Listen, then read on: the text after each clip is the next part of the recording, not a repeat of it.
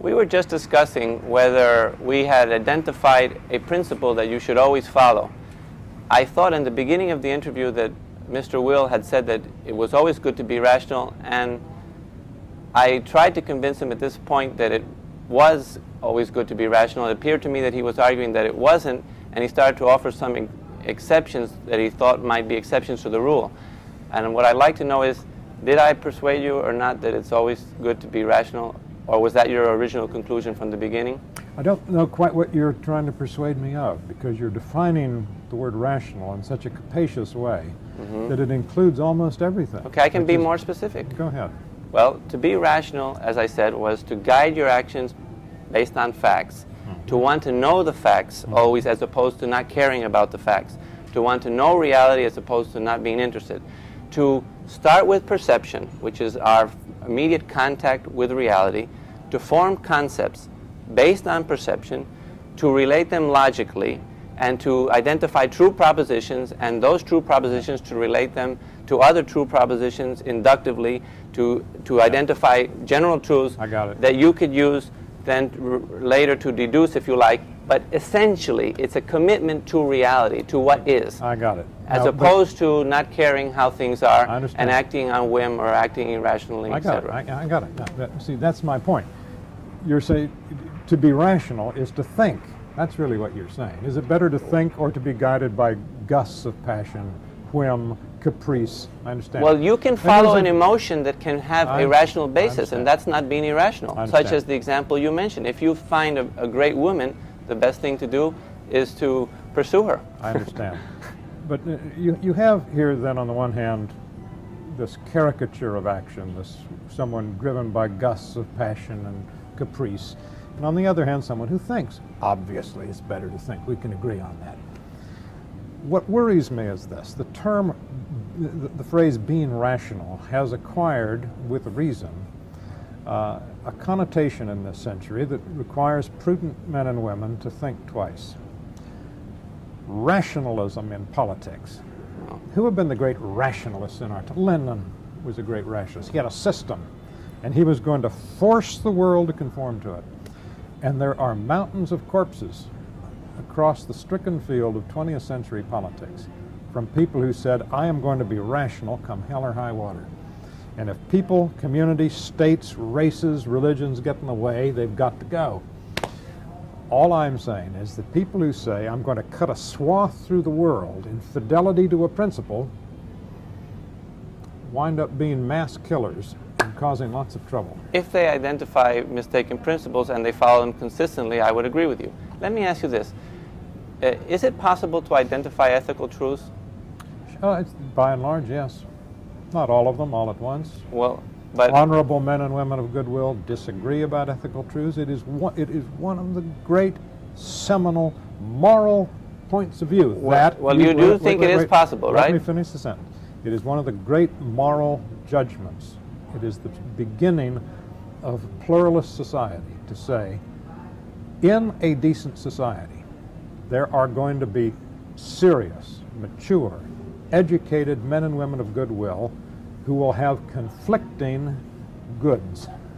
On certain points, minor points, not on any point. For example, if a man says, it's my rational view that it's okay to murder innocent people, I'm saying, sorry, Charlie, that isn't going to wash with me because that is incompatible with civil society. And I will not accept that, and I'm not going to tolerate. So you have to know what's a moral principle, what's a fundamental, and what's a miscellaneous secondary question which you can differ on and which there's no problem. Now you've introduced into the discussion a very interesting and important distinction. Did you say that you agree with that principle of being rational or not? I'll get to that in a minute. You have introduced into the discussion a complicated and problematic distinction between principles of primary importance and principles of merely secondary importance. Secondary questions. Well, I wouldn't even call them principles. Okay. Murder, we can agree, because that is, if you have a society in which murder is not stigmatized, then you will not long have a society at all. And men and women, being social creatures, require society. How about this? Some intelligent, decent, caring, kind, spirited men and women of goodwill believe in a market system of private property. Other decent, kind, thoughtful, reasonable people believe in government planning and perhaps public ownership of property.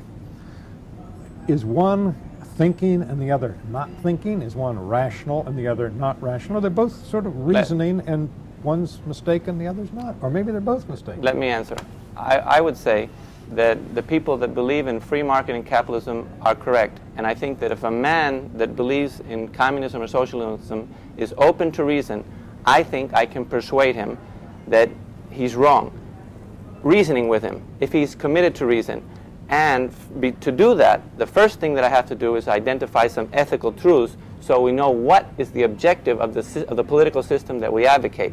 If we say that we have principles, but we shouldn't follow them consistently, I don't think we've identified some ethical truths. Now, that brings me to my other point, which is... Before you come to your other point, could I interject? Wait, good conversation. We only have 1 minute. I understand. You said you can persuade him. I admire your confidence in your powers of persuasion. Thank you. But the history of the 20th century is, and the history of the 18th, 19th, and all other centuries is, that people come to the conclusion, if I can't persuade him, then he's not rational, he may be sick. And they either sent them to the stake to be burnt because they were possessed by the devil, or they sent them to Soviet psychiatric hospitals because they must be mentally ill if they didn't see it far away. We're back to our second point, which is you make a distinction between fundamentals when you can tolerate a difference and things that are not fundamental. But you said that you can identify ethical truths. What's the point in identifying ethical truths if you don't follow them? Oh, you identify them and you follow them. But not consistently? All the consistency that a complex, contradictory reality will admit. Oh, you agree with Marx that reality is contradictory? I agree with Marx, Hegel, Aristotle, Plato, Rousseau, and Mill. They all said... Not Aristotle. He believed in logic, and he believed that things were what they were, and that they couldn't be and not be in the same sense of the word at the same time. You are asserting illogically that contradiction and logic are incompatible. That's what I'm asserting. That's correct. Right. Well, do we disagree on that? We disagree. So for you, is it the same to say yes, is the same no? No. Does that mean yes? No. If contradictions were true, then it would mean... Not all. No, it's not the question of contradictions being true. It's a question of contradictions being real. Well, Mr. Will, we don't have any more time. It was really a pleasure discussing these issues with you. Good fun. Thank you very much. Bye-bye. Thanks for watching.